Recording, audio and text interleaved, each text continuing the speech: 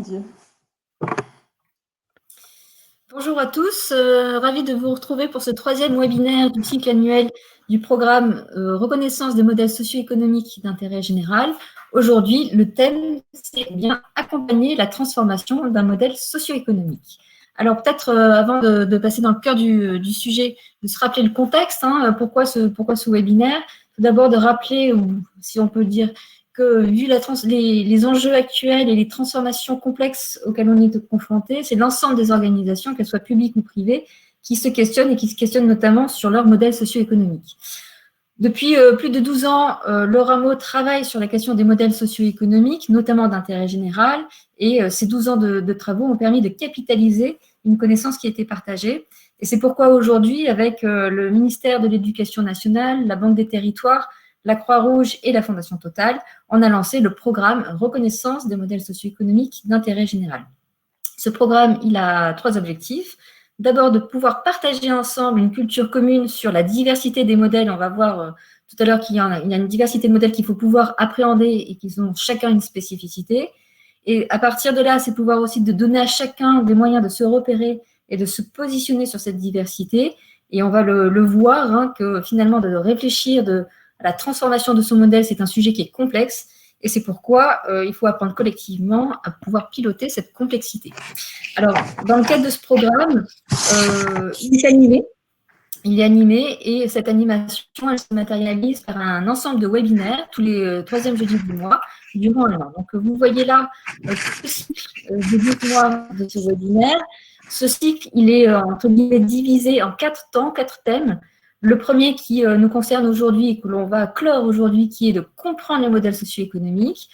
Début d'année prochaine, on parlera de l'hybridation d'un modèle socio-économique au regard des 3 leviers qui composent le modèle socio-économique. Ensuite, au printemps, on abordera la question de conduire le changement. Et enfin, on terminera l'année prochaine avec le thème incarner et valoriser son modèle. Donc aujourd'hui, le thème, c'est bien accompagner la transformation d'un modèle et ça vient clore le premier thème sur comment on peut comprendre, comment on peut appréhender globalement ce qu'est un modèle socio-économique. Alors pour traiter de la question accompagner la transformation d'un modèle, on a la chance d'avoir 3 témoignages complémentaires aujourd'hui. On aura celui du Rameau qui va nous dire comment les modèles socio-économiques d'intérêt général se positionnent dans l'écosystème des modèles économiques, comment il faut les appréhender. On a la chance d'avoir avec nous Caroline Germain, déléguée générale de l'ADASI, qui va nous dire comment on éclaire, comment on peut aider, comment on peut éclairer les gouvernances à appréhender ces fameux modèles socio-économiques. Et enfin, on aura avec nous le cabinet Terre d'Avance et son représentant, directeur associé Xavier Rossinet, qui nous dira comment on accompagne les organisations et quelles sont les grandes étapes qu'il faut avoir en tête pour justement réfléchir à cette transformation de modèle socio-économique. Donc, sans plus tarder, je laisse la parole à Charles Benoît qui va nous dire comment les modèles socio-économiques d'intérêt général se positionnent dans l'ensemble des modèles économiques. Je vous remercie à vous. Merci beaucoup, Élodie. Alors, effectivement, depuis le lancement de ce programme le 15 octobre dernier, on répète systématiquement finalement cette sémantique de la question du modèle socio-économique. De quoi parle-t-on ? Pourquoi répéter cette dynamique-là ? Parce qu'on sait bien que la notion de modèle socio-économique, c'est un concept qui est à la fois multidisciplinaire et polysémique. Et finalement, on a bien besoin de se répéter et de reprendre par différents angles de quoi nous parlons. Si on doit le synthétiser vraiment en une phrase, c'est la notion d'équilibre de la maison, puisque l'équilibre au sens propre du terme, l'économie au sens propre du terme, c'est l'équilibre de la maison. Alors, opérationnellement parlant, pour être très concret, finalement, sur quoi repose cet équilibre ? Nous l'avons vu lors des cheminements précédents, il repose sur 3 piliers essentiels, celui des talents, celui bien évidemment des financements nécessaires pour alimenter les projets, et puis peut-être celui qui a été le plus méconnu pendant très longtemps, mais tout aussi essentiel, c'est bien évidemment quelles alliances avec l'écosystème pour être en capacité de pouvoir agir ensemble. Et justement, cette notion d'agir ensemble, elle nécessite de comprendre la diversité des modèles socio-économiques. Les travaux de recherche du Rameau depuis une décennie sur ces sujets-là ont permis réellement de qualifier une diversité de modèles. Bien évidemment, on connaît bien l'acteur économique, hein, les modèles productifs, l'économie productive. On connaît bien aussi l'économie financière qui se distingue du modèle de l'économie productive. On connaît bien évidemment, l'économie des personnes. On connaît le système de redistribution à travers l'État, les collectivités territoriales. On connaît aussi bien la notion de service public. Celle qui, paradoxalement, est peut-être la moins bien connue, c'est celle de l'économie de l'engagement. Or, face aux défis systémiques qui sont incarnés aujourd'hui par les objectifs de développement durable, il est bien évident qu'il est nécessaire de comprendre la spécificité de chacun de ces modèles dans l'écosystème pour voir l'équilibre global. En fait, on ne peut pas traiter la question du modèle socio-économique d'une structure d'intérêt général sans comprendre le modèle de l'État, sans comprendre celui des collectivités territoriales, sans comprendre celui des services financiers ou des entreprises, et même, bien évidemment, l'économie des personnes. Et si nous avions encore un doute sur l'interaction et l'interconnexion de ces modèles socio-économiques, il est évident que la crise de la Covid-19 nous a rappelé que nous ne pouvons pas traiter un des modèles socio-économiques sans traiter l'ensemble de l'équilibre de la maison. Et donc, il était vraiment important pour nous de bien resituer, et c'est ce que nous avons fait dans le référentiel modèle socio-économique d'intérêt général, les modèles économiques de l'engagement, ceux de structure d'intérêt général, au regard, bien évidemment, des autres formes de modèles socio-économiques. Alors, pourquoi s'intéresser plus particulièrement à cette économie de l'engagement, à celui des structures d'intérêt général? Eh bien, c'est assez simple, tout simplement parce que c'est le plus complexe des modèles. Et donc, vous savez bien, comme moi, que lorsque l'on s'attaque à un sujet et que l'on veut comprendre la complexité du sujet, eh bien, il faut commencer non pas par le plus simple d'entre eux, et le plus simple d'entre eux aurait été celui, finalement, de l'acteur public, qui vit de la redistribution, hein, ou celui de l'économie, qui vit de la vente de produits et services, mais de comprendre, finalement, celui qui est le plus complexe. Alors, pourquoi est-ce que c'est important, utile, nécessaire de comprendre le plus complexe? Bien, pour toute personne qui aurait besoin d'une image, repositionnons-nous il y a maintenant 15 jours de cela, lorsque nous avons tous contribué au marathon de nos amis de l'AFM Téléthon. C'est bien parce que l'AFM Téléthon s'intéresse à la plus complexe des maladies rares, la maladie du muscle, d'ailleurs la maladie du lien au sein de nos organismes, qu'en 60 ans de travail, nous avons pu faire des progrès qui ont non seulement commencé à répondre à la question comment on peut traiter la plus complexe des maladies rares, mais aussi, bien évidemment, tous les impacts que ça peut avoir sur l'ensemble des autres maladies. Et grâce à l'AFM Téléthon, c'est pas seulement une maladie neuromusculaire, c'est pas seulement les maladies rares, mais c'est aussi les cancers, c'est aussi les AVC, c'est aussi d'autres, finalement, maladies qui ont pu bénéficier de ça. Et j'allais dire, aujourd'hui, nous en sommes d'autant plus convaincus que nous savons tous que les vaccins qui vont arriver sur le marché dans les prochaines semaines, dans les prochains mois, sont éminemment issus des biothérapies génétiques et cellulaires, et que cette médecine de biogénétique et cellulaire provient directement de 60 ans de combat de familles qui, grâce à leur combat, a pu finalement alerter l'ensemble de chacun d'entre nous sur la nécessité pas seulement de traiter des maladies les plus fréquentes, mais aussi de traiter les plus rares. Eh bien, nous en sommes sur l'équilibre de la maison exactement dans la même situation. Et depuis 15 ans, ce que dit et répète le laboratoire de recherche empirique que nous sommes, c'est si nous voulons pouvoir construire durablement l'équilibre de notre maison, il nous faut comprendre le modèle le plus complexe d'entre tous, c'est-à-dire le modèle d'intérêt général. Et d'ailleurs, c'est parce que c'est le plus complexe d'entre tous qu'il a des droits qui lui sont spécifiques. Pourquoi est-ce que la richesse humaine dans le secteur associatif d'intérêt général et dans les fondations peut bénéficier non seulement du salariat, non seulement du fonctionnariat, mais aussi finalement des bénévoles, des jeunes en service civique, du mécénat de compétences? Eh bien, c'est bien parce qu'il est plus complexe et qu'il a des droits que ni l'acteur public lui-même, ni même l'acteur économique, quelle que soit la diversité des statuts économiques, n'ont le droit. De la même façon, dans son modèle finalement purement financier, s'il peut capter du don, du mécénat, avoir une petite partie, mais minoritaire, de revenus d'activité, et surtout, bien évidemment, une partie importante et de plus en plus importante de la question des alliances, des partenariats stratégiques, c'est bien parce qu'il est d'intérêt général. Et enfin, et peut-être surtout, si aujourd'hui il est au cœur des nouvelles alliances stratégiques qui se mettent en place au plus proche des territoires aujourd'hui, si l'acteur d'intérêt général est finalement au centre de la capacité des collectivités territoriales, des entreprises, des acteurs académiques, des associations, de l'ensemble des initiatives citoyennes, de pouvoir œuvrer ensemble en territoire, c'est bien parce que finalement il est spécifique. Et la loi actuellement, la proposition de loi que va déposer la députée Cathy Racon-Bouzon à l'Assemblée nationale dans les prochains jours, issue de la mission ministérielle, est bien pour reconnaître ce rôle central des structures d'intérêt général qui sont finalement un lien commun entre les acteurs publics, d'État, collectivités territoriales, entre les entreprises classiques, entreprises de l'ESS, entre les acteurs financiers, publics, privés, et bien évidemment avec l'économie de la personne et les services publics. Et donc, bien évidemment, c'est comprendre le plus complexe des modèles, eh bien, ça n'est pas trivial, c'est compliqué. Et donc, cette logique-là, il nous fallait prendre le temps de l'aborder sous des angles différents.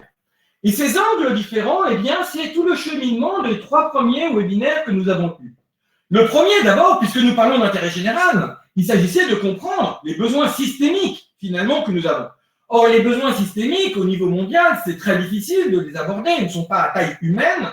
Et donc, où sont-ils à taille humaine? Eh bien, c'est bien évidemment au niveau d'un territoire. Et souvenez-vous, nous avons décortiqué la question des modèles socio-économiques, les 3 leviers, comment on mobilise les richesses humaines, comment on mobilise le financement, comment on mobilise les alliances d'un territoire, au travers l'exemple des Pays de la Loire, et le politologue et essayiste Stéphane Rosès nous a brillamment expliqué finalement comment cette logique systémique, eh bien, elle a du sens, et notamment dans un territoire comme les Pays de la Loire, puisque c'est finalement un territoire qui a été de toutes pièces monté, qui n'avait pas de culture historique, et c'est peut-être la raison pour laquelle c'est un des territoires les plus en alliance, historiquement parlant, depuis maintenant plus de 50 ans. Et donc, nous avons commencé par comprendre la notion d'intérêt général dans une approche systémique à taille humaine et donc au niveau d'un territoire, d'une région. Et c'est ce qui a été l'objet de notre premier webinaire. Et puis après, bien évidemment, c'est très bien de comprendre collectivement c'est quoi l'intérêt général, de l'incarner très concrètement, de voir comment on mobilise l'ensemble des leviers.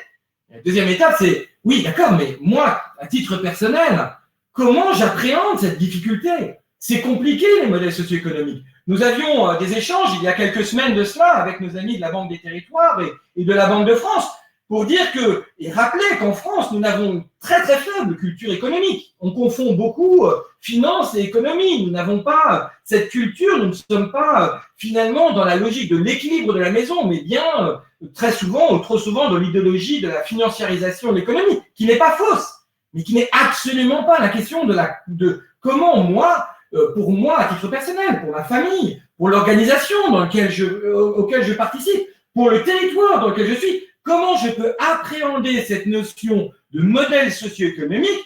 Bien évidemment, pour reprendre le contrôle de l'équilibre de la maison. On est bien évident que dans la situation actuelle, où nous voyons bien, surtout dans la crise systémique que nous vivons, que nous avons besoin de reprendre le contrôle. Reprendre le contrôle au niveau de nos territoires, reprendre le contrôle au niveau de nos organisations, mais aussi peut-être, et avant tout, reprendre le contrôle au travers de nous-mêmes, comment nous rassurer sur le fait que cette crise est certes systémique, mais que nous en avons connu d'autres, nous en connaîtrons bien d'autres, et que quelque part, l'équilibre de la maison, nous pouvons le retrouver si nous savons de quoi nous parlons. Et donc, tout naturellement, le webinaire de la fois dernière, avec nos amis, l'association française des fundraising, avec lequel on est en train de travailler sur un module pour former les personnes, aider les personnes à monter en compétences, avec nos amis de rue pour savoir concrètement comment est-ce qu'on peut aider chacune des personnes, et notamment, là en l'occurrence, une personne au sein d'une gouvernance. On va voir qu'on va travailler la question collective, Mais Rupp avait parlé de, finalement, quand je suis président d'une structure, comment je fais? Quand je vais devoir prendre des décisions lourdes, comment je peux me faire? Et donc que je sois finalement une personne qui va au sein d'une organisation contribuer à l'équilibre de cette maison, ou que je sois le décideur qui a l'équilibre de la maison entre ses mains, eh bien évidemment, comprendre et connaître les compétences nécessaires pour piloter le changement, comprendre ce qu'est un modèle socio-économique, comprendre ses leviers, comprendre ce que je peux faire concrètement pour les activer, c'est absolument indispensable. Et encore une fois,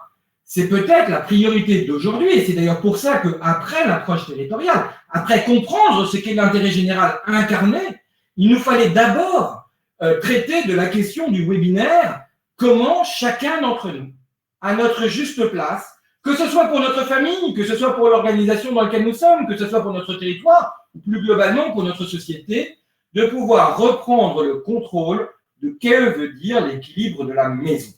C'est bien, et c'est tout l'enjeu du rameau sur ce sujet-là, c'est bien pas du tout de dire on va simplifier les choses, mais comment on apprend à piloter la complexité. Et c'est bien ça, tout l'enjeu du deuxième webinaire que nous avons connu en novembre dernier. Et aujourd'hui, nous arrivons sur la troisième dimension. Peut-être la plus complexe parce que c'est la dimension qui est entre les deux. C'est pas le global, même à portée de main, ce qui est un territoire, ni le pouvoir d'agir des personnes, comment chacun d'entre nous, que nous soyons salariés, bénévoles, dirigeants, élus, aux responsabilités peuvent faire. C'est comment nos organisations. Nos organisations, ce sont les corps sociaux qui permettent de conduire le changement, de piloter opérationnellement l'équilibre de la maison. L'équilibre de la maison, c'est pas simplement la compréhension de besoins d'un territoire ou la capacité des hommes et des femmes à se mobiliser. C'est comment nous nous organisons collectivement pour répondre à ce sujet. Et là, nous sommes au cœur de la question du modèle socio-économique. C'est-à-dire finalement comment l'organisation, qu'elle soit publique ou privée, à la manœuvre de l'action, comment peut-elle elle-même trouver son propre équilibre pour pouvoir, bien évidemment, être au service à la fois des femmes et des hommes qui la constituent, et à la fois des territoires dans lesquels elle est implantée. Et donc ce rôle des organisations qui a été très longuement en France délégitimé, il ne fallait rien avoir entre l'État et le citoyen, autrement dit, entre la capacité de comprendre l'intérêt général et la capacité de valoriser le pouvoir d'agir des personnes. Et certes, c'est tout à fait essentiel, mais si nous ne comprenons pas que c'est au sein de nos organisations publiques et privées, articulées ensemble, que nous allons pouvoir répondre aux besoins, eh bien, nous sommes à côté de la plaque. Et d'ailleurs, vous avez bien vu, pour ceux qui ont suivi les travaux de l'Observatoire des partenariats, qu'aujourd'hui, 81% des Français, 84% des dirigeants d'entreprise, 92% des maires lisaient le rapport détaillé de impact élus locaux qui vient d'être publié cette semaine à l'occasion du lancement des travaux avec le comité 21 sur l'ODD 17. Ce sont bien les organisations qui sont à la manœuvre pour pouvoir répondre aux besoins des territoires et pour pouvoir être le lieu d'engagement des personnes. Et donc, finalement, il était légitime que notre troisième webinaire, après avoir adressé la question des besoins, comment on qualifie les besoins d'intérêt général, non pas très loin évanescents, mais au plus près de notre réalité de proximité, après avoir dit que la compréhension des modèles socio-économiques nous concerne tous, de la personne à la plus grande responsabilité à la personne la plus fragile, et que nous devons collectivement nous approprier cette question des modèles socio-économiques parce que l'équilibre de la maison, de notre maison, planète, humanité, nous dépend de nous, eh bien, la question de comment nous nous organisons collectivement pour y répondre est absolument structurante. Mais vous voyez bien, après cette introduction, certes un peu longue, mais essentielle pour comprendre les enjeux que nous allons partager ensemble, vous comprenez bien que quelque part, on peut prendre position sur un territoire en disant « il n'y a qu'un faucon, ça serait bien ». À titre personnel, on peut se dire « finalement, qu'est-ce que moi je peux faire? Comment je peux contribuer à cette question ?» Mais que la responsabilité d'une organisation, comment collectivement nous sommes adressés par cette question de retrouver, réinventer l'équilibre de la maison, est bien plus compliqué encore. Et c'est pour ça qu'il nous fallait le talent de la DASI pour nous réexpliquer pourquoi est-ce que lorsque l'on accompagne une gouvernance, ce n'est pas seulement une somme de personnes que l'on organise, c'est un corps social qui est à la responsabilité, à la manœuvre d'une organisation. C'est compliqué déjà pour les organisations publiques, c'est compliqué déjà pour les organisations économiques, mais quand on est à la tête d'une structure d'intérêt général, dont on a vu que l'équilibre de la maison est encore plus compliqué que pour les acteurs publics ou pour les acteurs économiques, encore une fois, qu'ils soient ESS ou qu'ils soient économiques classiques, eh bien, on comprend bien que l'accompagnement stratégique de ces gouvernances pour leur donner la capacité de reprendre le contrôle de leur organisation est non seulement un devoir pour permettre de préserver les structures d'intérêt général, mais bien plus encore pour pouvoir nous assurer collectivement l'équilibre de la maison à long terme. Caroline, je crois que le temps est venu. Elodie, vous passez la parole. C'est ça. Donc, du coup, je passe la parole à Caroline. Donc, pour bien voir les deux suites qui vont arriver, c'est pour que ces organisations puissent appréhender la question des modèles socio-économiques. On va voir d'abord comment on éclaire les gouvernances et ensuite, très concrètement, comment on met en œuvre, quelles sont les étapes justement pour aborder cette transformation des modèles. Alors, Caroline, vous êtes déléguée générale de la DAI et dites-nous comment on éclaire les gouvernances. Et vous avez la main sur le PowerPoint. Oui, merci Elodie, merci Charles Benoît. Je vais tenter de vous donner des clés de lecture pour vous éclairer. Et la première clé de lecture, qui parfois, quand on l'explicite, peut paraître assez banale, mais est loin d'être banale et loin d'être un élément si simple que ça à appréhender, c'est que la question de la composante modèle socio-économique est l'une des 7 composantes d'un projet associatif, et c'est à la fois une composante structurante d'un projet associatif, tout en étant non pas dans la finalité, mais bien une composante de moyens. Ces 2 éléments sont clés, et pourquoi je les mets en regard? Parce que je dis que c'est d'abord une composante structurante, parce que très souvent, en tout cas dans notre quotidien de stratège, on voit qu'à certains ou certaines gouvernances pourraient penser que finalement, lorsqu'on fait un travail de repenser son projet ou d'avoir un regard sur son projet associatif, de prendre de la hauteur de vue, que ce soit pour faire son projet stratégique, trop souvent, la question de modèle socio-économique est encore, même si c'est de moins en moins le cas, un peu laissée de côté, comme si ce n'était pas tout à fait une composante structurante. Or, on voit encore, nous, des projets stratégiques qui ne disent rien de l'évolution des modèles économiques, et ça semble pourtant clé parce que de fait, c'est laisser à d'autres le choix ou la nature du modèle économique. Donc il y a vraiment une réflexion engagée comme une composante structurante. Au demeurant, cette composante, elle est au service du projet. Et ça, c'est important de te le dire, puisque bien évidemment, un modèle socio-économique, et ça, c'est quelque chose effectivement très, très différent de l'entreprise classique, si j'ose dire. Ce modèle socio-économique est vraiment au service d'un projet associatif.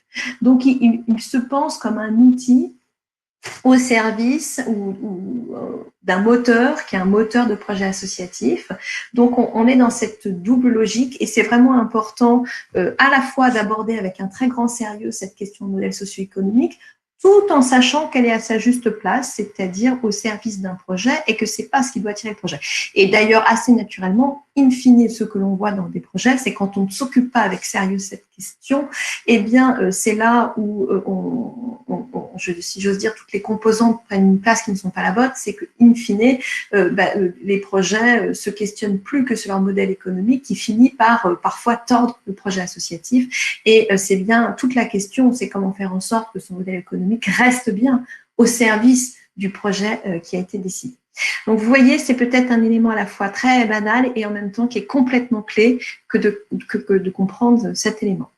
La deuxième clé de lecture que je souhaiterais partager avec vous, pardonnez-moi. Bon, alors la deuxième clé de lecture, ce sont sur les leviers des modèles socio-économiques associatifs. Et là, je reviens effectivement sur ce qu'a pu commencer à dire Charles Benoît, mais vous voyez bien que les modèles socio-économiques, et c'est là aussi une de leur complexité, c'est que pour envisager un modèle socio-économique associatif, il s'agit d'envisager 3 piliers qui sont complémentaires.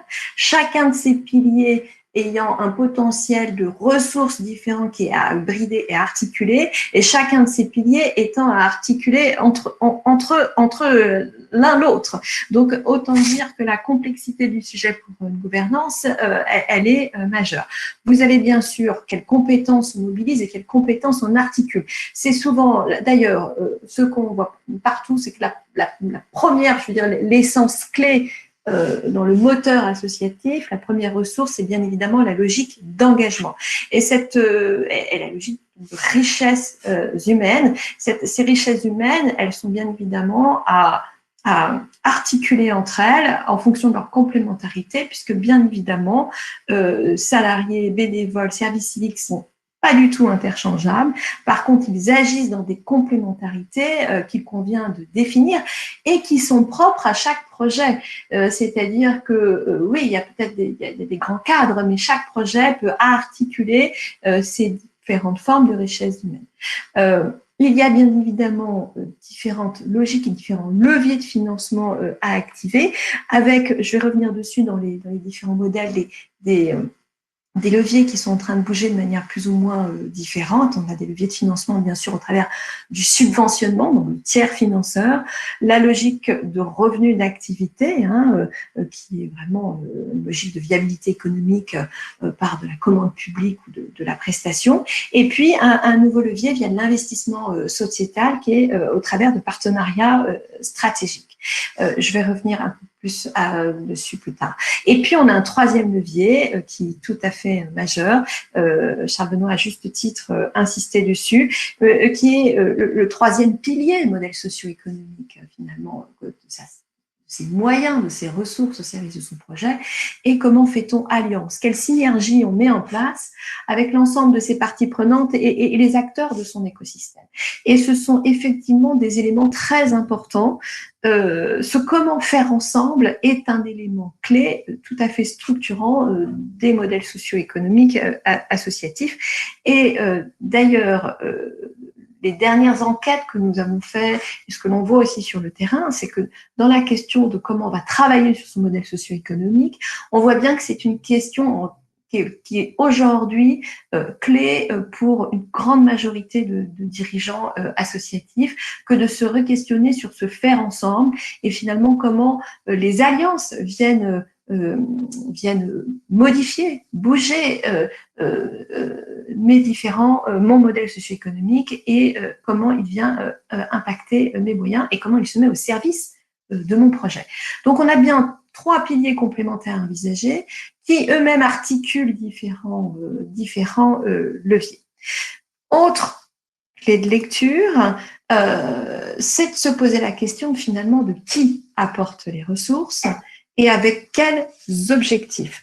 Vous voyez que qui apporte les ressources, on a 3 natures, si j'ose dire, d'acteurs. On a soit nos membres, soit les acteurs publics, soit les acteurs privés au sens le plus large possible, soit les personnes, les individus ou les organisations.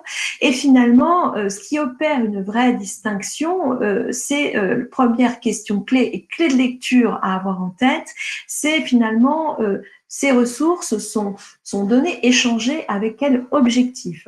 Soit on est dans un objectif de contrepartie directe, quelque part dans un contrat-échange, on est dans une contrepartie pour un service, et là, on est effectivement dans un modèle avec de la délégation, de la commande, de la délégation de service public ou de la commande publique, ou de la prestation de service, et on est dans un modèle opérateur d'utilité sociale. Donc, à sans doute une très forte utilité sociale, mais on est dans un modèle d'opérateur, on opère dans des logiques de contrepartie pour un service.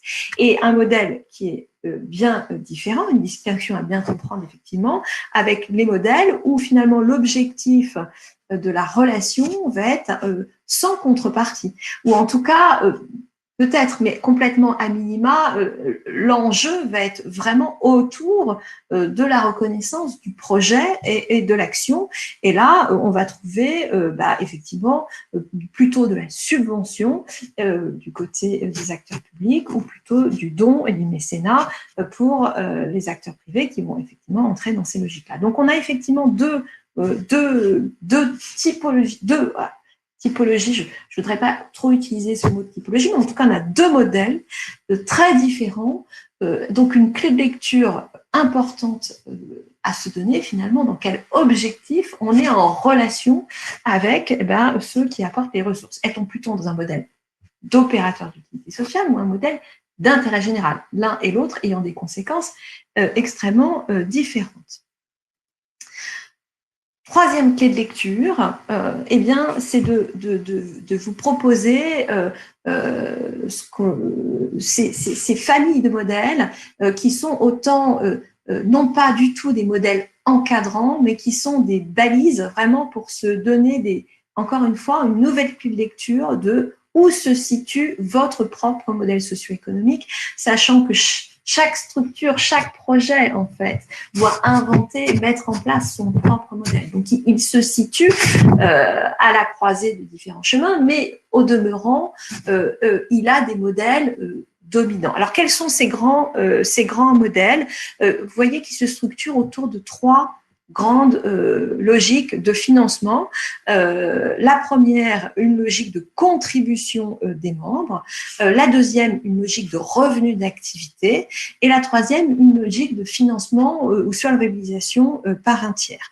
Alors, dans ces différentes logiques, j'ai envie de m'attarder. Alors, le modèle autonomie des membres, eh bien, c'est plutôt des modèles, vous voyez, on est où les membres, par leur cotisation ou parce qu'ils sont bénévoles, ou la logique d'engagement est celle qui prévaut, et vraiment l'action est menée, l'énergie dans le moteur est vraiment liée aux membres, et ce sont des modèles tout à fait autonomes. On vous donne pour exemple Greenpeace, encore une fois c'est plutôt un modèle pur, mais on va le voir, ça peut se lier à des activités, et donc on peut avoir des barycentres entre différents modèles. On a par ailleurs deux modèles de revenus d'activité, suivant qu'on soit dans une prestation, une valorisation de savoir-faire, ou suivant qu'on est plutôt opérateur de politique publique. Voilà deux natures de modèles liés à une logique de revenus d'activité, avec effectivement, sur ce qui sont des modèles de prestation, valorisation de savoir-faire, on va retrouver sans doute beaucoup d'associations qui sont dans le domaine de la culture, du sport, et alors que plutôt dans le modèle d'opérateur de politique publique, on retrouvera des structures qui sont plutôt secteur sanitaire et social. On retrouvera beaucoup de modèles de structures associatives qui sont dans ce champ-là. Et puis, on a quatre modèles, vous voyez, qui sont autour de financement, solvabilisation par un tiers, et sont assez différents parce que chacun de ces modèles, en fait, ont des leviers d'action qui sont de nature différente.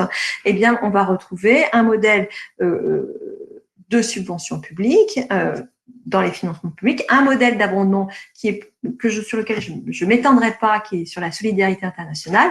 Les modèles de subvention, on trouvera effectivement, on trouvera par exemple les têtes de réseaux associatifs, par exemple, qui ont des modèles de subvention.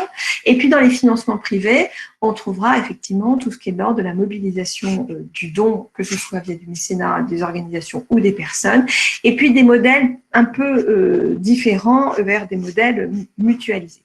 Alors, il y a un vrai intérêt, moi, ce que j'aurais envie de dire aujourd'hui à des dirigeants, c'est qu'il y a un enjeu majeur à les repérer finalement dans quelles balises, quels sont les modèles sur lesquels on s'appuie et quelles sont ces logiques qui sont mises en œuvre de manière importante. Pourquoi? Parce que typiquement, lorsqu'on fait l'exercice, on s'aperçoit que certaines structures qui se vivent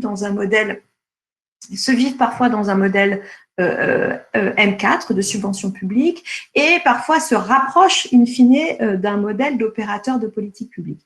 Les frontières ont parfois tendance à se flouter, réaffirmer que l'on est dans un modèle de subvention publique. Et donc, son levier clé d'action, c'est sa logique partenariale qu'on a mis en place, le dialogue qui est nourri avec les pouvoirs publics qui dotent de cette subvention. C'est pas du tout la même mécanique, et vous comprenez bien, que d'être dans un modèle M3, opérateur de politique publique, où si j'ose dire, on n'est pas dans un dialogue, on est dans une logique de quasi client-fournisseur. Donc, dans un des modèles, on a peut-être une sécurisation économique, une viabilité, mais on n'a pas tout à fait le même dialogue que dans une logique partenariale de modèle M4.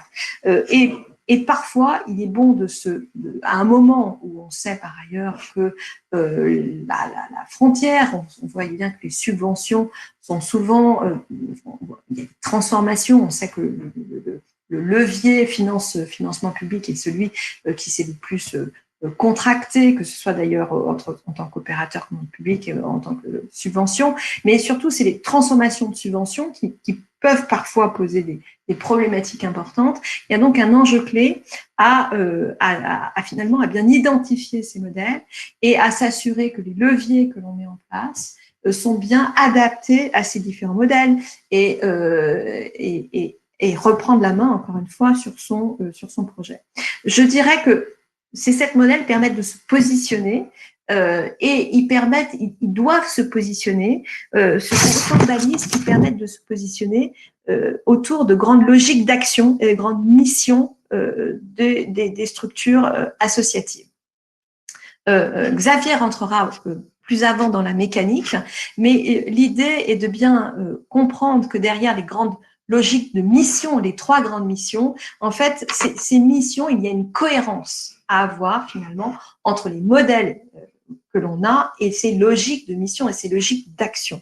Donc, tout l'enjeu clé est bien de s'assurer de cette cohérence, de remettre en cohérence pour utiliser les bons leviers et s'assurer finalement qu'on est dans un modèle qui est bien au service de ces missions.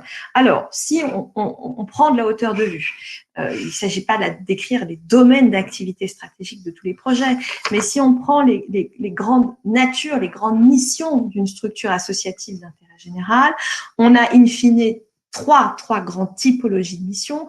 La première, c'est qu'effectivement, une structure associative, c'est d'abord un lieu d'incarnation d'engagement bénévole au service d'un projet. Elle a donc souvent une fonction, une mission d'engagement, de mobilisation citoyenne avec une mission d'animation de l'engagement. Et puis, bien évidemment, cette logique, cette mission fait appel à un certain nombre de modèles économiques, enfin en tout cas peut s'appuyer sur différents modèles. Le premier, il est bien naturel, c'est un modèle d'autonomie des membres, c'est-à-dire un modèle soit 100% bénévole, soit uniquement par cotisation, où ce modèle économique permet de réaliser cette logique de mission, mais aussi, vous avez donc les modèles de financement par tiers public-privé, donc les modèles M4, M5, M6, enfin, pour faire plus clair, de subventions ou mobilisation privée notamment, permettent de réaliser cette mission. Vous voyez bien que le revenu d'activité est beaucoup moins, n'est pas adapté pour cette grande logique d'action et de mission.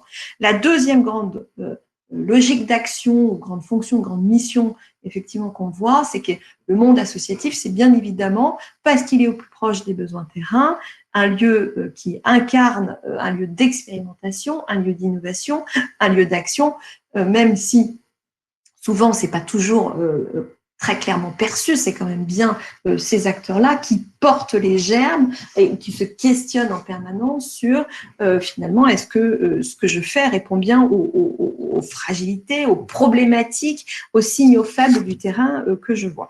Et donc, toute cette logique d'action de R&D, de capitalisation, là aussi, est plutôt sur des logiques de financement tiers public et privé. Donc, c'est vraiment là les logiques de subvention et les logiques notamment de mobilisation privée qui permettent d'incarner cette mission. Vous voyez bien que là, encore une fois, logique de revenu d'activité, qu'elle soit par délégation de service public ou autant que prestation, ne permettent pas a priori de dégager les marges de manœuvre ou d'avoir l'autonomie pour mettre en place, pour aller dans cette logique de R&D.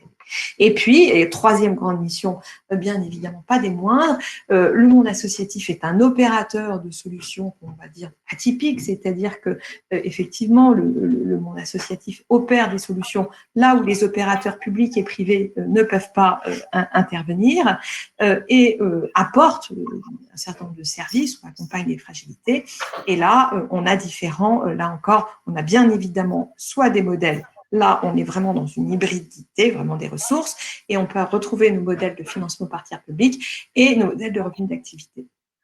Tout ça pour vous dire que l'enjeu clé, c'est vraiment de comprendre son modèle, de comprendre son positionnement. D'abord, j'ai envie de dire, c'est de s'attaquer au sujet et de ne pas avoir peur de s'attaquer au sujet de question de modèle socio-économique. L'enjeu est trop majeur pour se le mettre de côté. Le deuxième, c'est de le positionner au bon niveau, c'est-à-dire que c'est au service du projet associatif et de se doter de clés de lecture pour déjà comprendre où se situe son propre modèle. Et Xavier vous donnera des clés, mais vous verrez déjà que c'est pas si simple, sans être un exercice inabordable, c'est déjà pas si simple que de savoir bien qualifier et comprendre son propre modèle avant de pouvoir se projeter et finalement d'identifier les leviers qui permettent de reprendre le pouvoir d'agir sur ce modèle socio-économique. J'en termine là et je laisse la parole à Xavier. Merci Caroline pour tous ces points d'attention que doivent avoir les gouvernances lorsqu'elles veulent se lancer dans la transformation de leur modèle. Donc c'est une bonne transition effectivement pour la suite, c'est-à-dire comment on accompagne une organisation et quelles sont les grandes étapes qu'on doit suivre quand on veut transformer son modèle. Donc Xavier, vous êtes directeur associé au sein du cabinet d'Avance, donc on vous laisse la parole.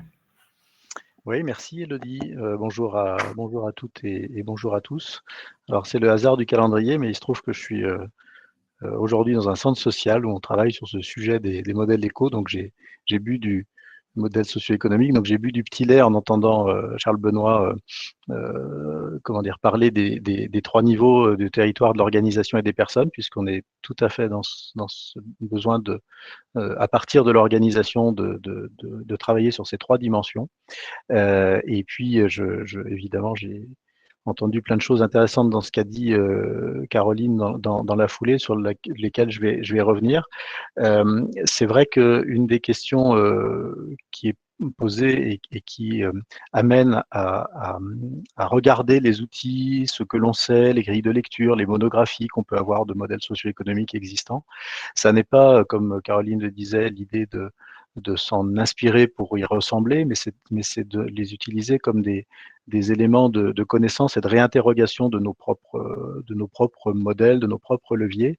Caroline a beaucoup insisté sur le besoin de cohérence entre les grandes missions d'intérêt général que portent les structures et le ou les modèles économiques dominants au sein des organisations. Et j'ajouterais qu'au-delà de la cohérence, il y a aussi des incohérences, et elles sont assez normales, puisque quand on est dirigeant d'une association, on prend des décisions au jour le jour, mais ces décisions au jour le jour, au bout d'un certain nombre de jours, elles font des décisions qui sont assez radicales et assez structurelles.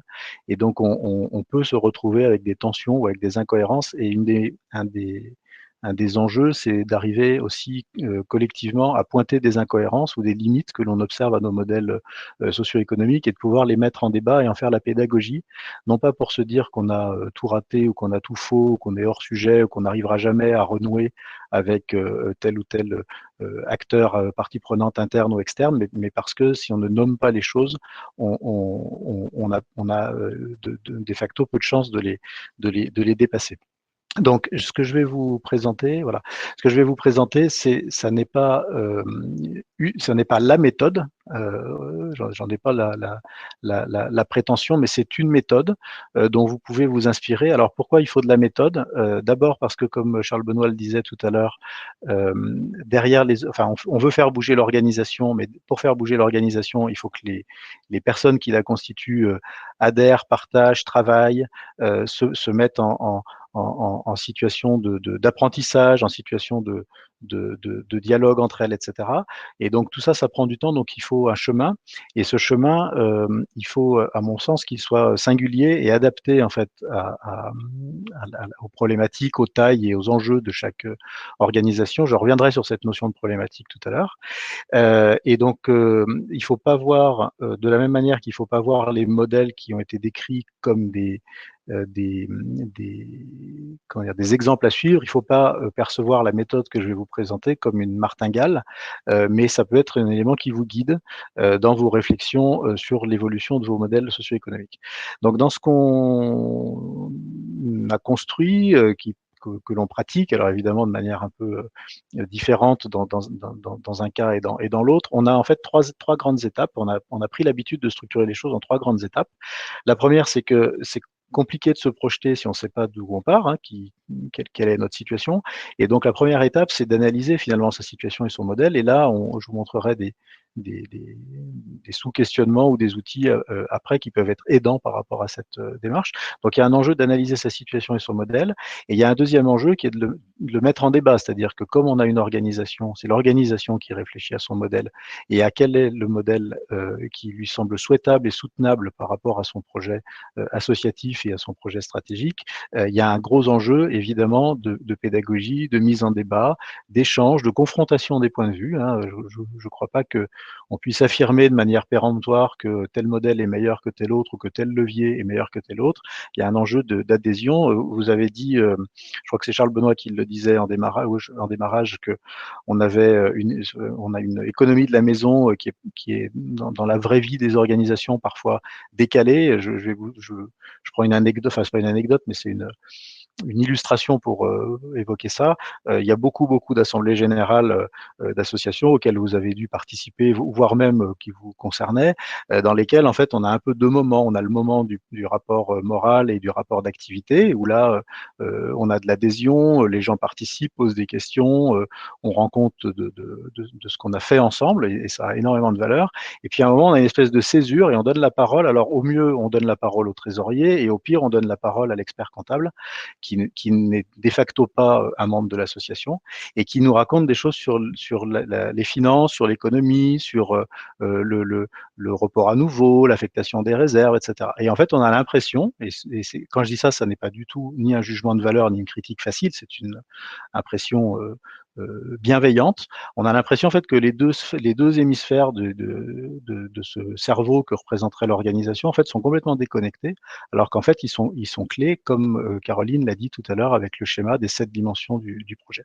Donc il y a un gros enjeu d'analyser pour objectiver, pour avoir les mêmes lunettes pour regarder les choses. Alors quand je dis les mêmes lunettes, on n'a pas besoin d'avoir les mêmes lunettes au début, mais c'est bien qu'à la fin on ait les mêmes lunettes et qu'on voit la même chose avec la même netteté. Voilà, donc ça c'est la première étape.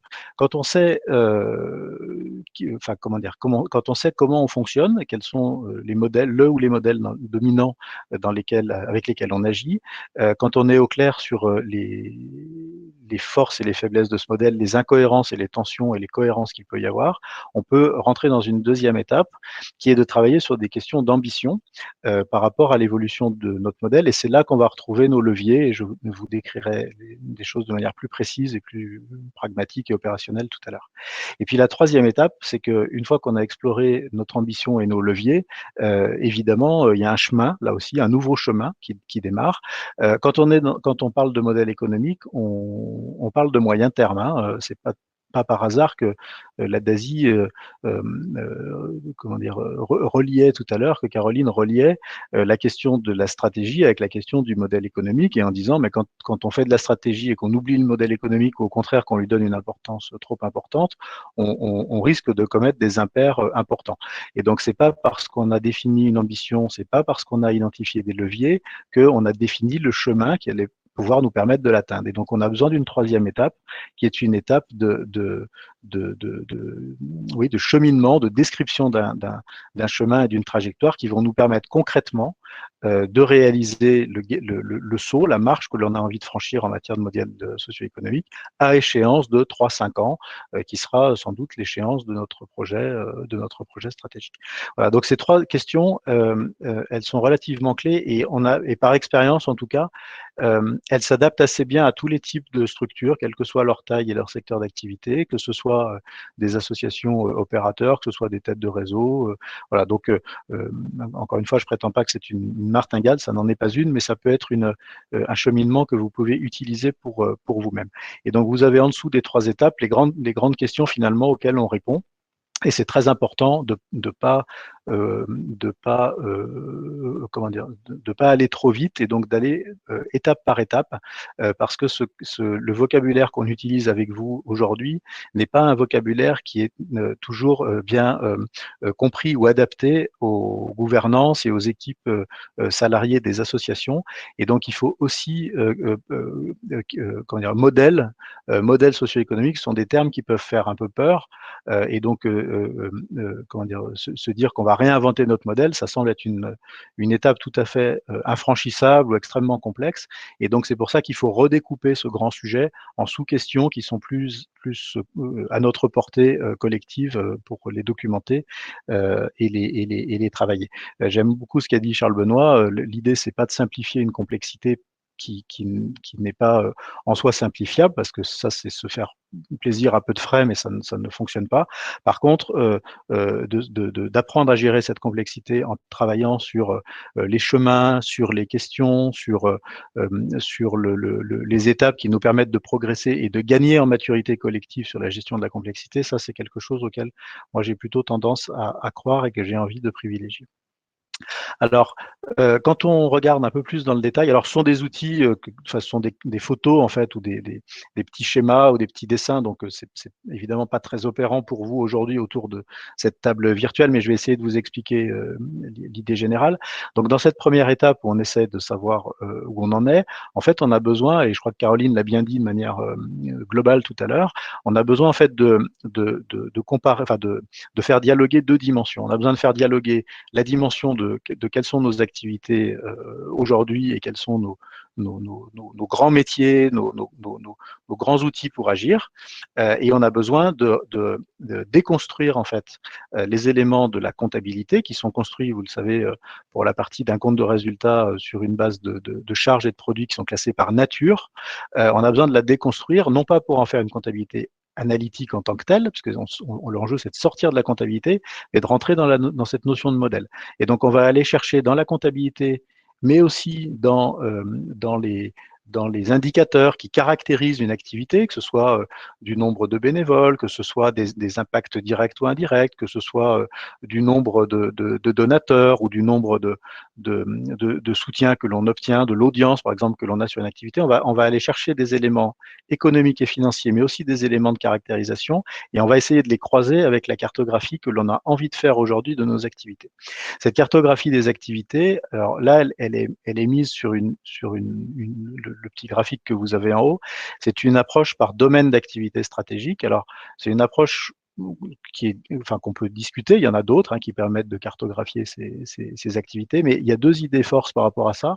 La première, c'est d'éviter le catalogue d'actions, parce que quand on est dans les actions, on est souvent trop, alors il y a des exceptions, vous en avez sans doute des très pertinentes à m'opposer, mais quand on est dans le catalogue d'actions, on n'est plus dans le sens, on n'est plus dans la globalité. Donc il faut l'intérêt de cartographier des grands domaines d'activité, c'est de sortir du catalogue d'actions et de replacer les actions dans un objectif plus global.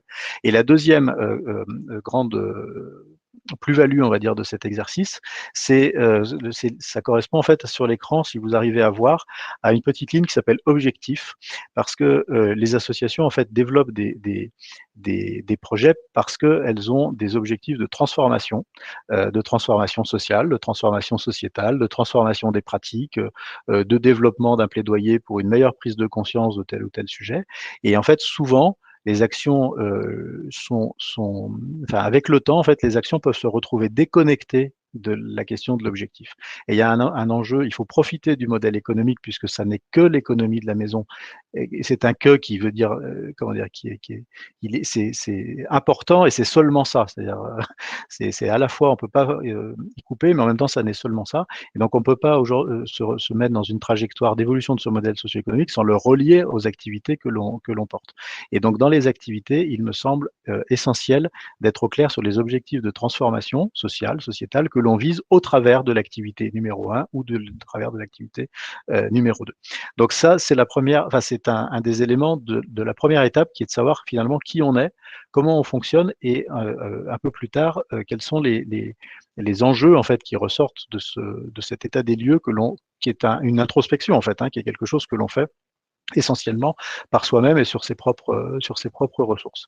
Deuxième élément par rapport toujours à cette première question de savoir où on en est, mais je vais passer très vite parce que Caroline l'a très bien décrit, c'est que il peut être tout à fait utile, bien sûr, de se regarder soi sans être pollué par ce qu'on nous dit que devrait être un bon modèle socio-économique. Hein. Je prends les secteurs de la santé ou du sanitaire et social ou du médico-social où il y a une espèce de culture enfin qui est un peu en train de disparaître, mais enfin en tout cas de s'atténuer, mais il y a une culture où on dit aux structures, vous n'avez qu'à grossir, ça va solutionner tous vos problèmes.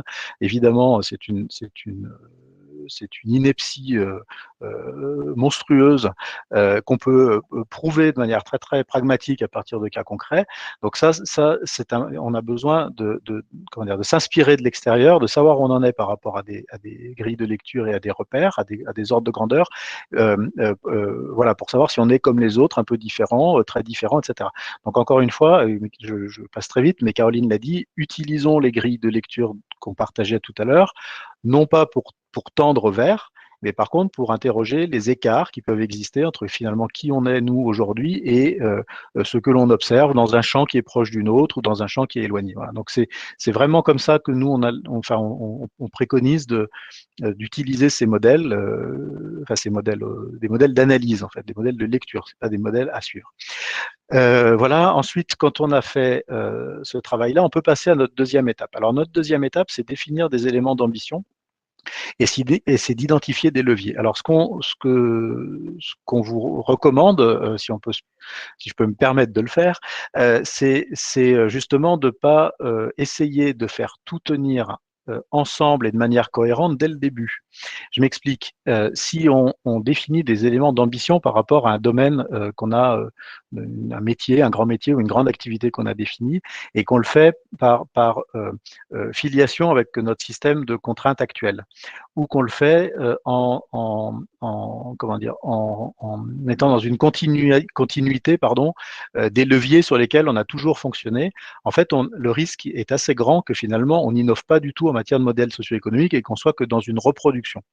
Alors la reproduction n'est pas un mal en soi si c'est la décision qu'on prend au terme du cheminement. Mais là, dans la démarche dont on parle, on s'autorise à penser autrement. Charles Benoît disait tout à l'heure, il y a un enjeu de reprendre le contrôle et de reprendre la main. C'est tout à fait ça qui est derrière la démarche dont je vous parle et derrière les outils qui sont derrière ça.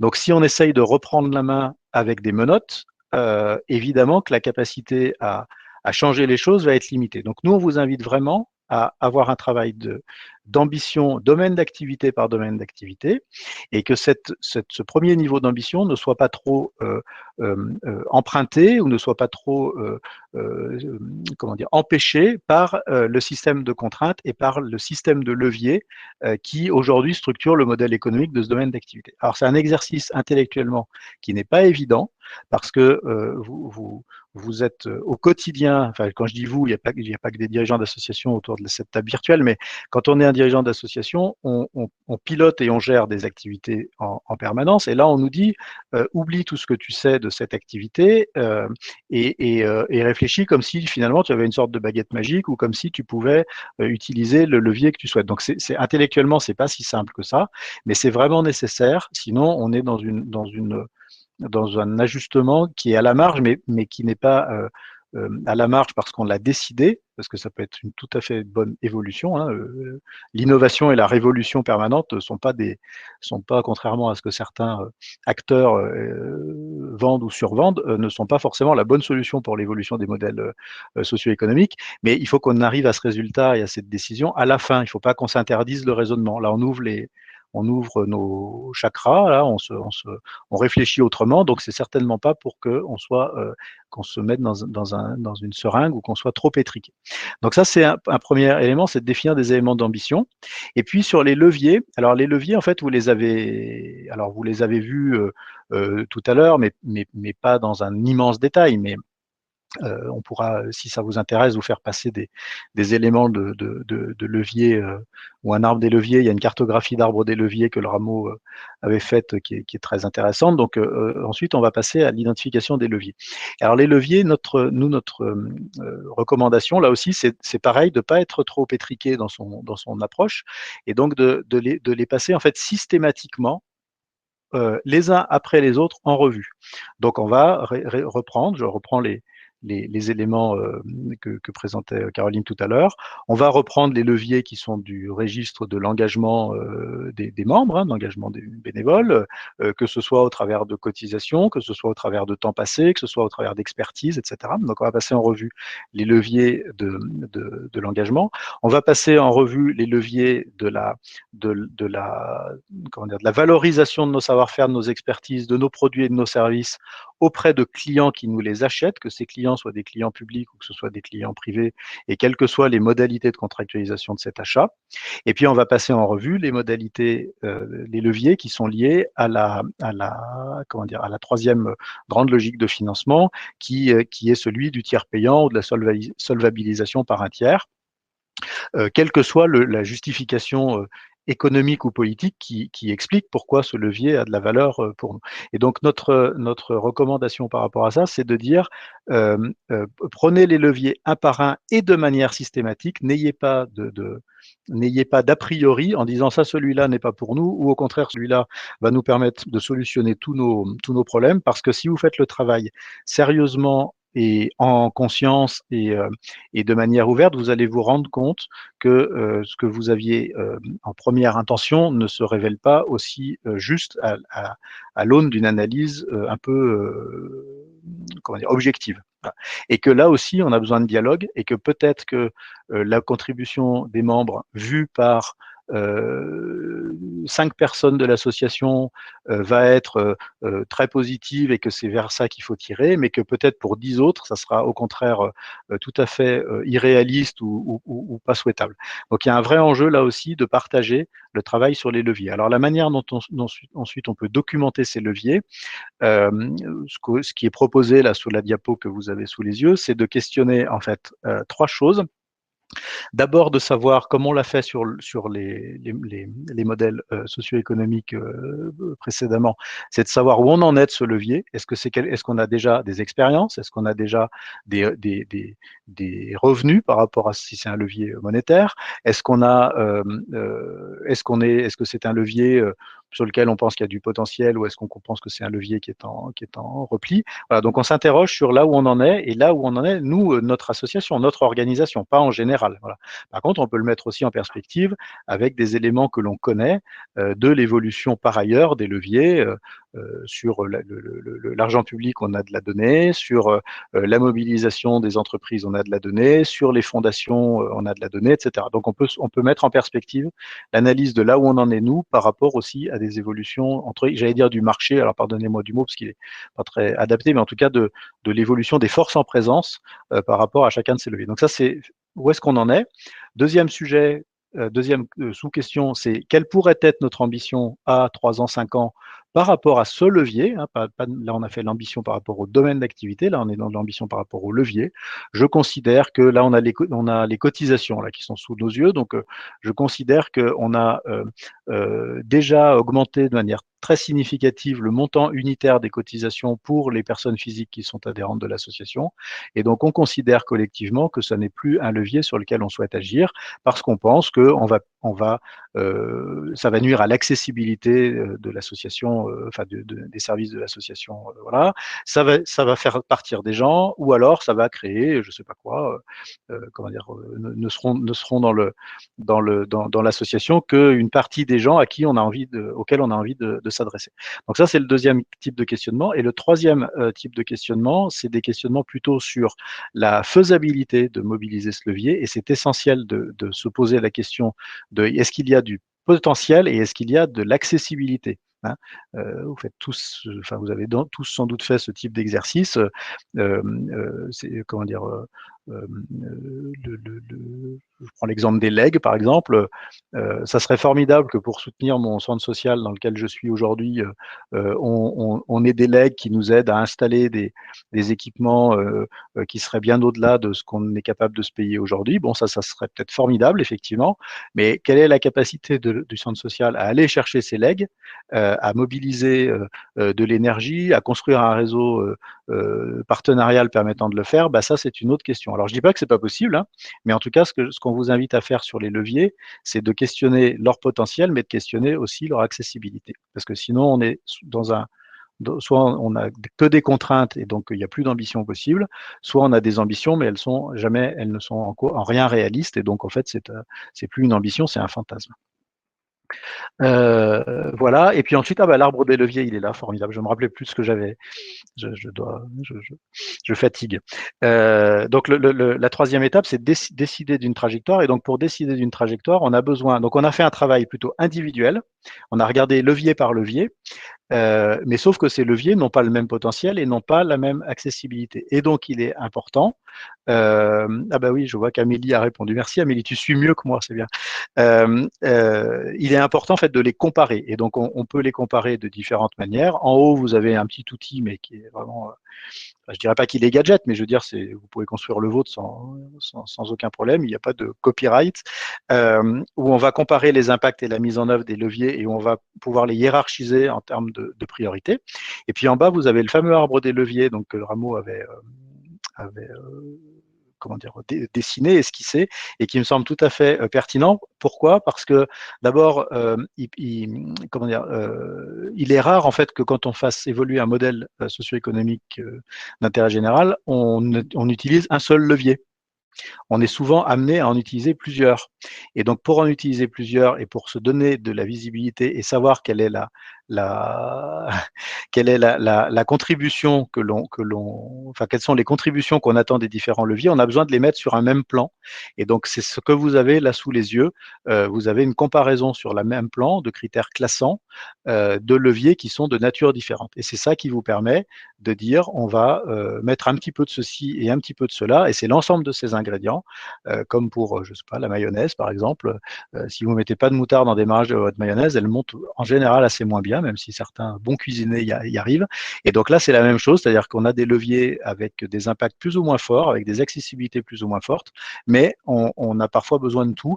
Et il n'est pas rare dans la pratique, je ne sais pas si vous l'avez déjà vécu, mais je pense que oui pour beaucoup d'entre vous, il n'est pas rare qu'un levier à faible impact direct soit un levier à fort impact indirect. C'est-à-dire que parfois, d'aller chercher le financeur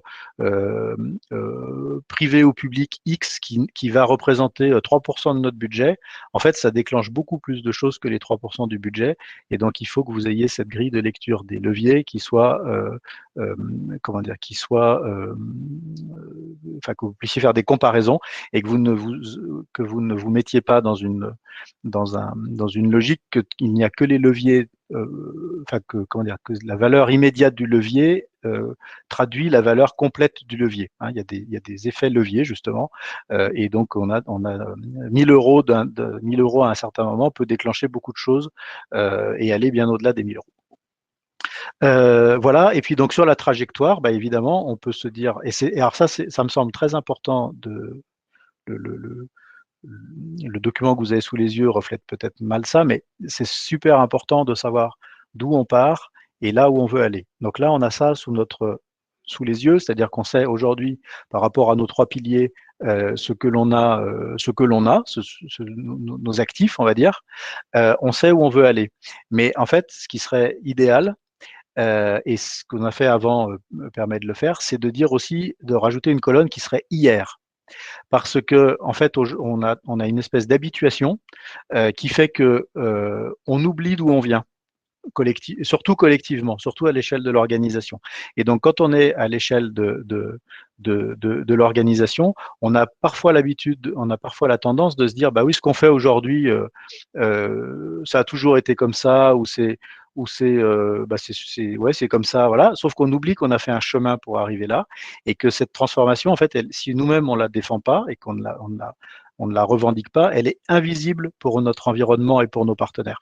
Donc nos partenaires attendent toujours de nous davantage, mais en fait, le davantage, il a déjà été fait. Et je pense qu'on a un enjeu de garder la mémoire et de garder la trace des évolutions qui ont été faites dans les modèles socio-économiques des associations. Et donc, il faut qu'on rajoute, je pense, cette colonne hier, voilà, parce que le dans 3-5 ans sera l'hier dans 5-10 ans. Et ça me semble tout à fait important, parce qu'on a des changements de personnes aussi dans les organisations, et donc on oublie d'où on vient et les efforts qui ont déjà été entrepris. Eh bien voilà ce que j'avais envie de vous dire. Ça, c'est une autre représentation d'une trajectoire. Le seul intérêt de dessiner la trajectoire sous la forme que vous avez sous les yeux, c'est qu'en fait, les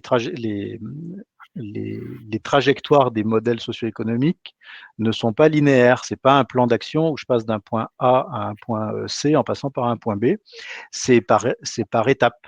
Et donc, on peut parfois avoir les étapes et le calendrier de mise en œuvre de la trajectoire de nos ressources humaines, de nos richesses humaines, va pas nécessairement être la même trajectoire que nos richesses monétaires.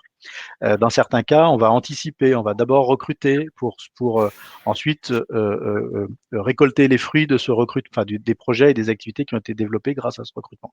Et dans d'autres cas, ça sera l'inverse, par exemple. Et donc le schéma que vous avez sous les yeux, en fait, il peut permettre de dire j'ai ma cible qui est à échéance de 3-5 ans ou 7 ans, et j'ai des ingrédients qui sont nécessaires. Ça peut être des richesses humaines, ça peut être de la vente, ça peut être du développement de compétences, ça peut être tout ce qu'on veut, on y met ce qu'on veut, et je peux gérer la temporalité en fait de ces différents ingrédients pour que à la fin ça converge vers la cible que je souhaite atteindre. Donc c'est juste ça le petit clin d'œil de cette cible, c'est de montrer que faire évoluer un modèle, c'est pas linéaire et que il y a des choses qu'on doit faire avant et il y a des choses qu'on récolte après. J'espère ne pas avoir été trop long et néanmoins précis. Merci Xavier, merci Caroline. Alors, il nous reste un tout petit peu de temps, peut-être une question. Oui, alors nous avons une très bonne question de la part de Frédéric Marquet. Pour ces démarches d'introspection d'une structure, qui implique-t-on? Le bureau, le conseil d'administration, les adhérents, et sous quelle forme?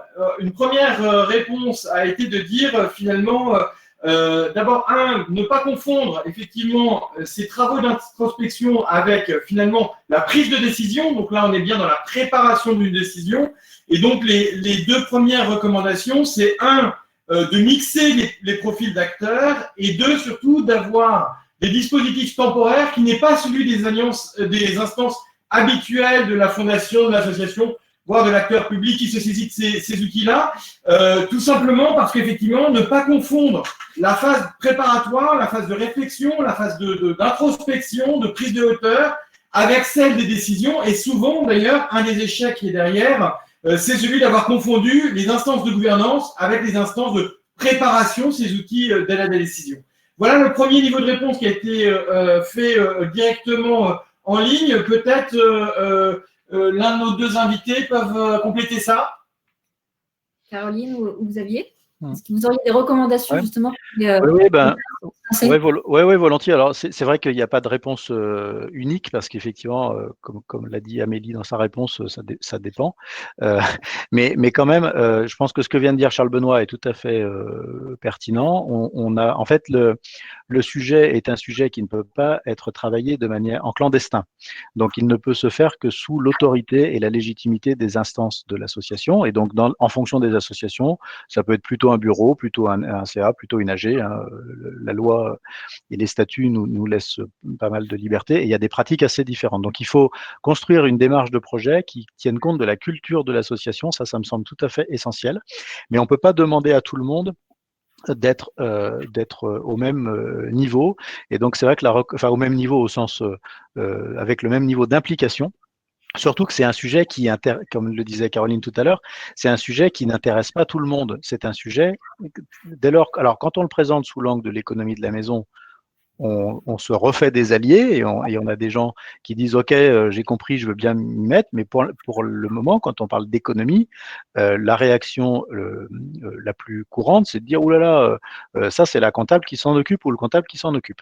Donc on peut pas demander, je pense, à tout le monde d'avoir le même niveau d'implication, et donc la recommandation, c'est d'avoir une équipe un peu pilote qui mélange des administrateurs, enfin d'un gouvernance élue et des personnes de l'équipe salariée, quand c'est le cas, évidemment, quand c'est une association qui a ces deux dimensions, pour croiser, pour croiser les regards et puis apporter de la technicité et du regard politique quand c'est nécessaire.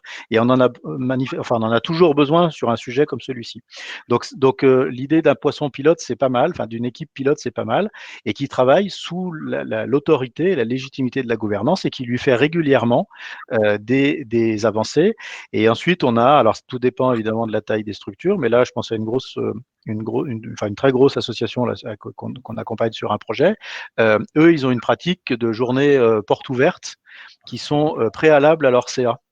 Et donc l'idée, c'est de dire, quand les sujets sont importants, en fait, on organise un temps de mise en débat très large avec plein d'acteurs. Et donc, c'est surtout pas un temps de décision, mais c'est un temps d'échange, d'appropriation, d'acculturation. Donc ça peut être des méthodes qu'on utilise et qui sont, à mon avis, tout à fait pertinentes.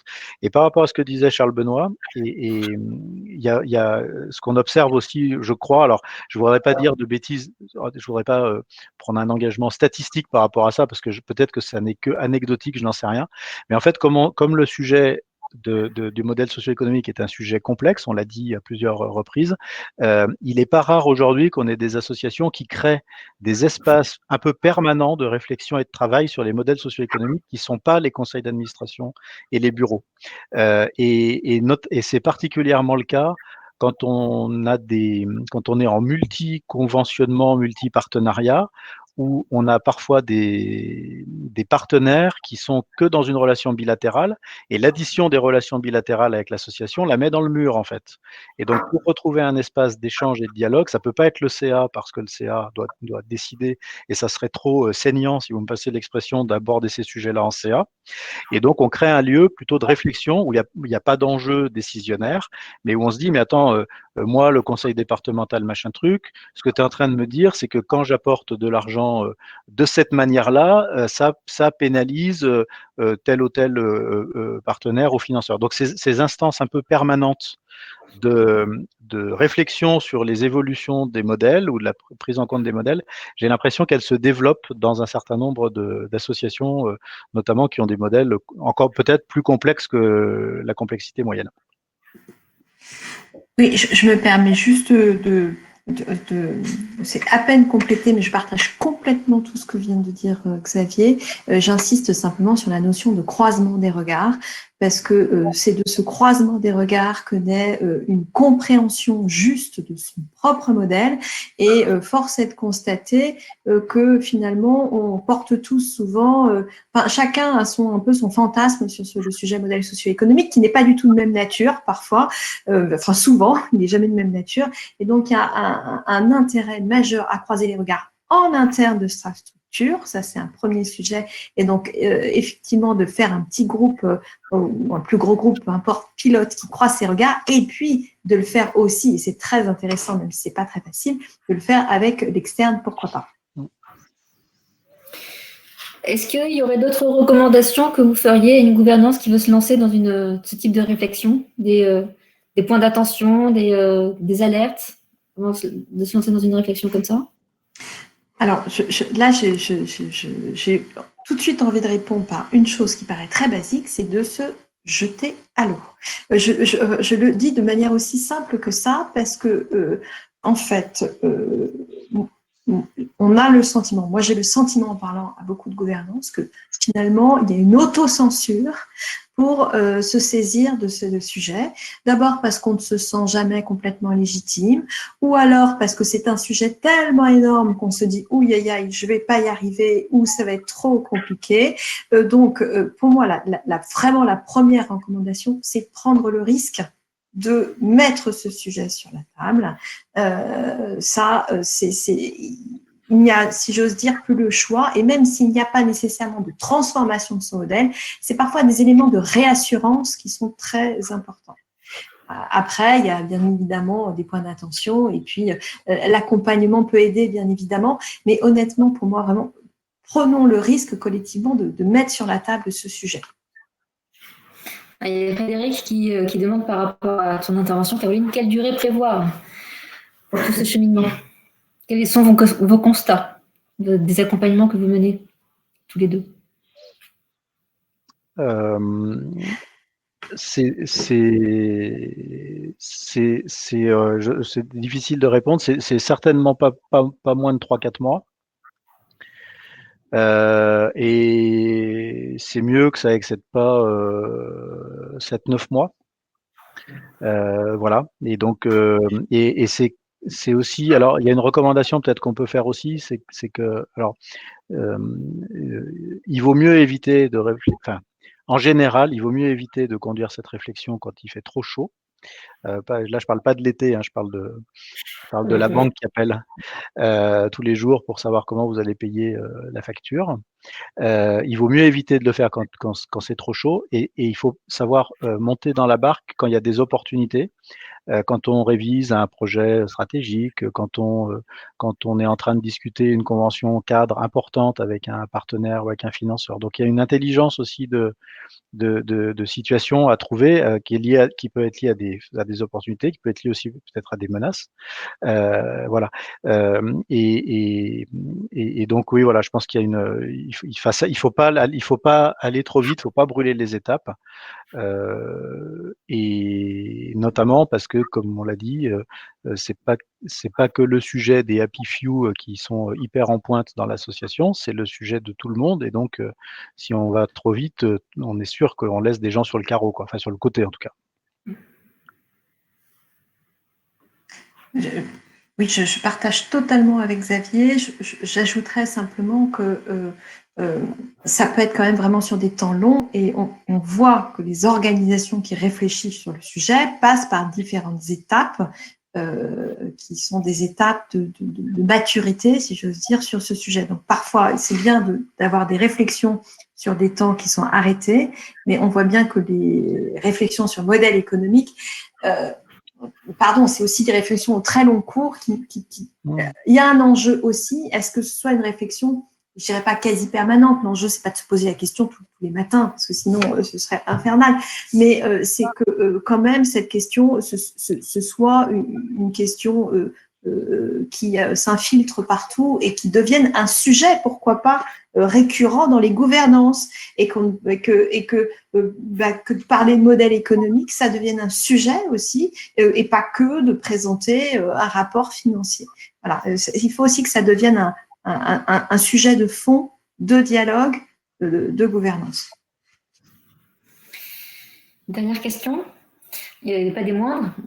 Quel coût moyen et auprès de qui on peut se faire financer pour lancer ce type de réflexion? Alors moi, je veux bien répondre en tant que laboratoire de recherche. Auprès de qui se faire financer? Auprès de soi-même, hein, parce qu'il y a un moment donné où l'équilibre de sa maison, c'est soi qui est concerné. Hein. Donc, il y a un moment donné, il faut quand même se prendre en main. C'est-à-dire que c'est une question même de la gouvernance, c'est de savoir si jamais je ne me prends pas en main pour être capable de me poser cette question-là, en fait, je suis en faillite de mon rôle de gouvernant. Pardonnez-moi, mais un gouvernant, une responsabilité de toute organisation, c'est pas seulement d'être gestionnaire, c'est d'être aussi anticipateur, stratège, visionnaire. Et là, la question, finalement, elle est vraiment propre à l'organisation. Alors, ça ne veut pas dire que des partenaires ne peuvent pas aider à un moment donné, mais quelque part, ça, c'est le cœur même. Enfin, l'équilibre de notre maison, c'est notre capacité nous-mêmes à trouver notre propre équilibre. Donc ça, c'est un premier point, et j'insiste là-dessus. Pourquoi? Parce qu'on a un peu tendance dans la structure d'intérêt général à externaliser le sujet. C'est un peu ce que disait d'ailleurs Xavier en disant « Oh, de toute façon, ça, la question des finances, le trésorier, tiens, toi, qu'on sort de la naphtaline pour présenter une fois par an les chiffres, d'ailleurs, c'est le poste que personne ne veut. Et puis, non, si c'est même pas le trésorier qui veut pas parce que il n'a pas eu le temps, on fait intervenir l'expert comptable, voire encore pire, le commissaire au compte. Il y a un moment donné, pardonnez-moi, mais l'équilibre de la maison, c'est le cœur du sujet. Donc, si on n'est pas capable de s'occuper soi-même du cœur du sujet, il ne faut pas s'étonner que la maison ait une merde. Et quant au coût moyen, il n'y a pas de coût. Quelque part, c'est une valeur. Et pourquoi je dis ça? Parce que ça, c'est fondamental. C'est un investissement de réfléchir à son modèle économique. Comme l'a dit très justement Xavier, et là, je rejoins complètement son point, il ne faut pas le faire quand il est trop chaud. Hein. Si c'est au moment où on est en dépôt de bilan qu'on se pose la question, Caroline se souviendra sans doute d'un projet assez fantasmagorique en 2012, où on va restituer un diagnostic stratégique avec le modèle économique cible. Et à la sortie, le dirigeant nous dit « Ah bah oui, mais d'ailleurs, demain, je vais déposer le bilan au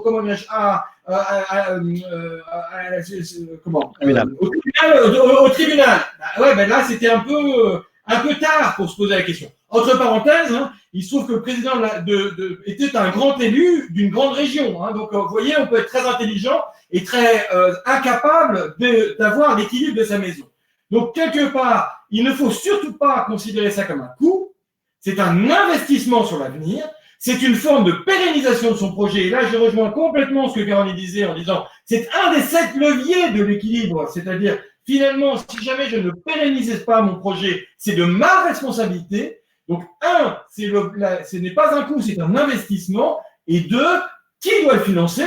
Eh bien, c'est la structure. Si elle n'est pas capable d'assurer sa propre garantie de survie, si jamais elle se pose la question trop tardivement, c'est qu'elle n'a pas anticipé. C'est donc qu'on s'est simplement autorisé à agir sans se poser la question des moyens d'agir. Et je rappelle que la question du modèle socio-économique, ça n'est pas qu'une question financière. C'est aussi des talents, des femmes et des hommes qui sont derrière. Combien d'associations voit-on ayant usé les femmes et les hommes qui étaient au service de leur projet? Pas seulement sur le terrain, mais aussi dans leur gouvernance. On dit souvent, les gens, vous comprenez, dans les associations, ça tourne pas. Mais ça tourne pas parce que les gens veulent pas prendre de responsabilité. Il faut qu'on le dise aussi, cette réalité. Il faut qu'on prenne soin de ceux qui prennent soin. Et quelque part, dans cette logique-là, ça n'est pas un coût, c'est un investissement. Toute gouvernance qui ne se pose pas cette question comme un investissement et qui n'est pas capable elle-même de trouver l'énergie pour le faire est une mauvaise gouvernance. Et ça, j'insiste là-dessus. C'est une très bonne question et je vous remercie d'avoir posé, mais c'est absolument impensable de penser que quelqu'un qui accepte une responsabilité dans une organisation, quelle qu'elle soit, une fondation, une association, une entreprise, être élu, et qui ne se pose pas la question aujourd'hui de l'équipe de la maison, eh bien, il ne s'occupe pas de la première chose, c'est de dire le projet collectif que l'on porte, comment peut-on le pérenniser? Et ça, c'est la première responsabilité de la gouvernance. Donc, la première responsabilité de la gouvernance, c'est pas autre chose, c'est l'équilibre de la maison. Et donc, ça, c'est un point absolument essentiel. Si je peux dire quelque chose par rapport à ça, en fait aujourd'hui, il y a un gros enjeu d'accessibilité des savoirs pour tout le monde, hein, pour les petites et moyennes associations, les grandes, etc. Et donc, comment dire, je pense qu'il y a plein de manières de faire. Effectivement, comme dit Charles Benoît, il y a une initiative qui revient de droit aux structures, et il n'y a pas, moi qui suis un accompagnateur, je devrais pas vous dire ça, mais il n'y a pas nécessité d'avoir de l'accompagnement. Il y a aujourd'hui des outils, des méthodos, des kits, etc., qui donnent déjà des premiers éclairages. Alors parfois, c'est pas suffisant et on en convient. Et donc, à mon avis, il y a plusieurs choses qui peuvent être mises en place. D'abord, on peut essayer alors de faire une sorte de cahier des charges ou de mini cahier des charges, mais non pas pour aller chercher des compétences, mais pour se dire comment on aimerait travailler le projet. Ça, je pense que c'est quelque chose qui est à la main des dirigeants et qui peut être tout à fait intéressant. Est-ce que je veux le faire tout seul? Est-ce qu'éventuellement je veux le faire avec d'autres structures avec lesquelles je pourrais être engagé? Parce que on a des approches, il y a des approches en collectif aussi ou en mixant de l'individuel et du collectif qui fonctionnent bien. Donc, je pense qu'il faut vraiment réfléchir à ce qui semblerait le plus adapté à la culture, à la taille, voilà. Et ça, là, il y a une impulsion qui doit être faite par vous. Enfin, pour moi, c'est évident. Et puis ensuite, vous avez effectivement là aussi des tiers financeurs, comme dans les modèles socio-économiques, qui peuvent être des contributeurs, mais ils prendront pas votre place. Et donc le besoin d'accompagnement, je pense qu'il faut pas le décréter à l'avance. Juste. Je vous coupe parce qu'il faut vraiment qu'on conclue sur le programme. Mais c'était très clair. Merci d'avoir ajouté ce point. En tout cas, pour information, pour ceux qui veulent récupérer toutes les bonnes pratiques qui ont été dites, le webinaire est en replay, donc vous pourrez le voir. Et pour terminer, effectivement, rappeler ce qu'on retrouve donc dans le programme Reconnaissance des modèles socio-économiques. Donc, on a parlé tout à l'heure des 3 objectifs complémentaires de partager une culture commune, de se repérer, de se positionner dans la diversité des modèles et d'apprendre justement gérer cette complexité. Et pour répondre à ces objectifs, le programme comprend 5 volets. Tout d'abord, de pouvoir animer, et ça c'est l'objet de tous les mois, un cycle de partage des connaissances. Donc c'est ce fameux cycle de webinaires que vous retrouvez chaque mois depuis l'octobre dernier jusqu'en octobre 2021. C'est de pouvoir assurer chaque fois également une information régulière, et le Rameau et ses partenaires s'attachent justement à pousser de l'information sur ces sujets-là. C'est s'assurer également que tout le savoir-faire d'accompagnement lié à ces modèles socio-économiques puisse être transmis auprès des bons acteurs. C'est d'impliquer plus que ce que ça n'est aujourd'hui l'acteur académique qui va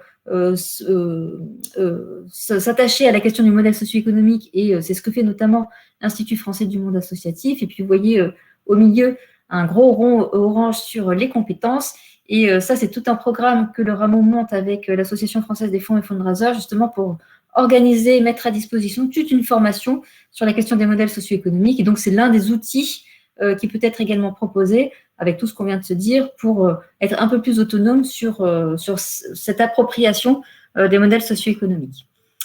Pour finir, ah non, c'est pas du tout pour finir, les outils disponibles qui sont aussi des outils complémentaires pour creuser la question.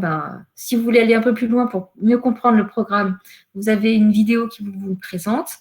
Également, pour vous repérer une fiche repère qui donne à voir les grands principes des modèles socio-économiques et tous les outils qui sont également accessibles pour aller en profondeur, avec bien sûr le référentiel modèle socio-économique d'intérêt général, et tout un ensemble de savoirs, de méthodes et d'outils qui sont issus de toutes des expérimentations qui ont été menées, qui sont également accessibles en open source.